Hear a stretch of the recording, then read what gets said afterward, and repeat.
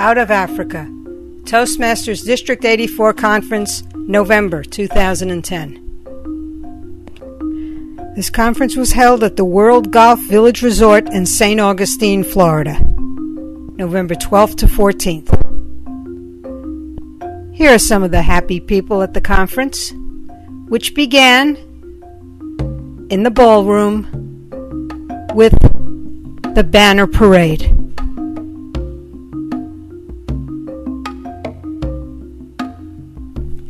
Next, we have the test speaker, W. Jeanette Strickland, followed by excerpts from the evaluation contestants. There was an occasion I was called to the revenue discrepancy department, and I was told that they were having a lot of problems with people who were dipping into the till. That spoke to me. Her vocal projection. I would love to have seen you do that a little bit more, especially with the violin. I was back there a little nervous, so that violin would never open. If I could offer two suggestions to take your speech from excellent to extraordinary, they would be these. Add a little more pace to your telling of the story.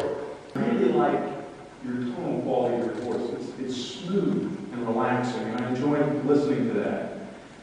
How we do a little differently is come out the front of the lectern, unlike what I just did, and span the audience. What I'd like to ask was just to tune it up just a little bit.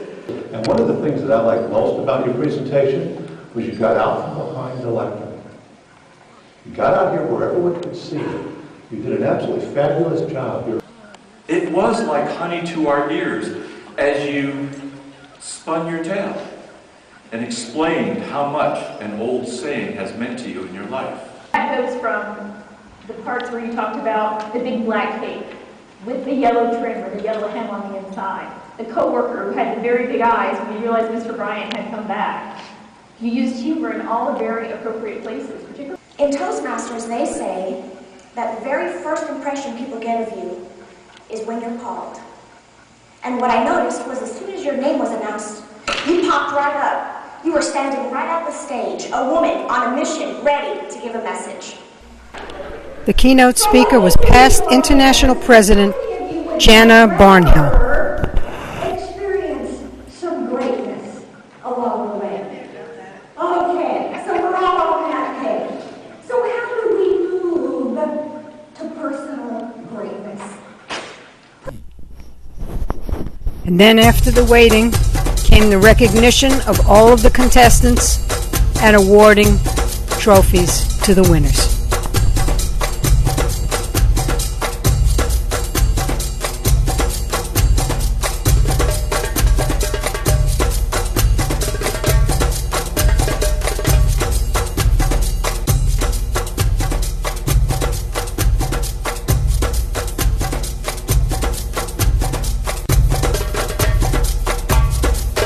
Eva Mae Brinson closed the ceremonies, and then it was time to celebrate.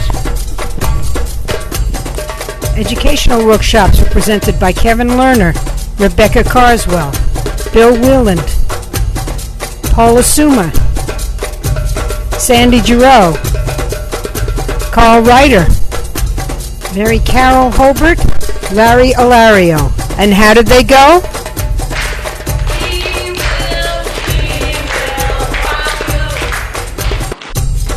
Saturday afternoon involved the roasting of past President Ron Parpar.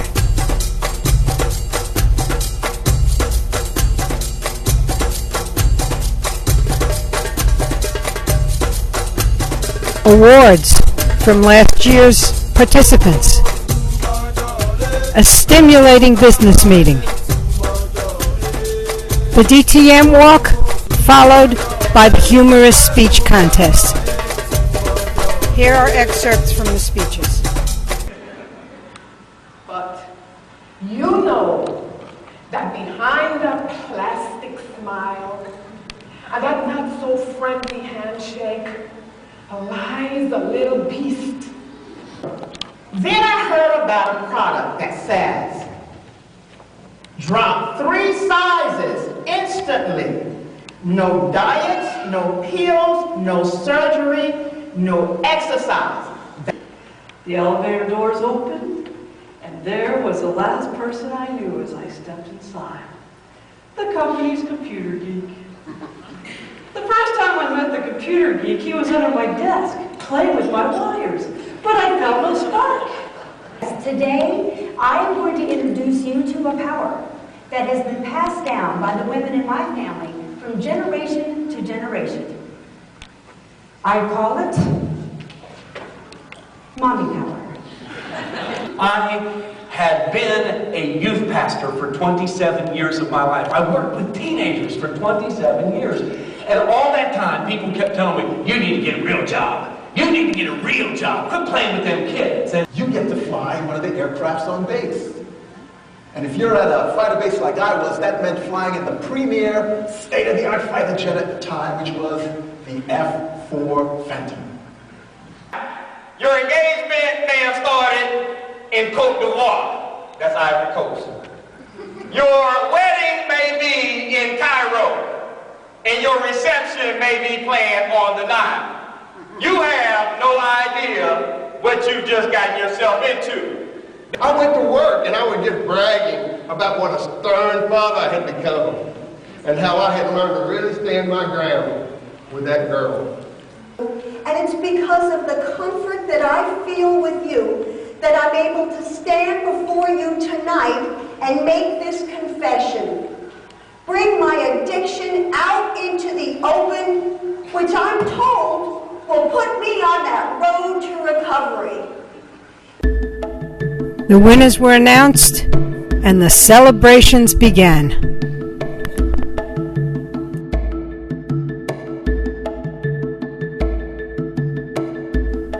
Sunday morning, the district officers were working hard on plans for next year.